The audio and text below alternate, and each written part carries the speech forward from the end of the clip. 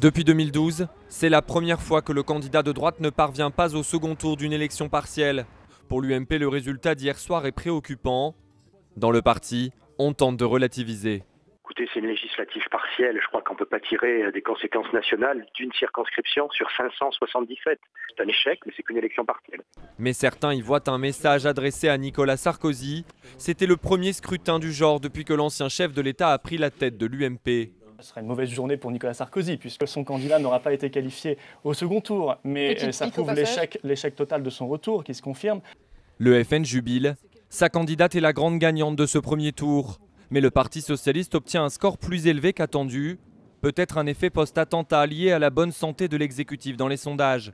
Manuel Valls s'était déplacé pour soutenir le candidat de la majorité. En toute honnêteté, il faut dire qu'avant les événements tragiques du début de l'année, on pariait avec une quasi-certitude sur l'élimination du candidat socialiste dès le premier tour de cette élection. Donc les choses ont un petit peu évolué. Un effet difficile à quantifier. Dans cette circonscription ancrée à gauche, le PS a en tout cas réussi à remobiliser une partie de ses électeurs.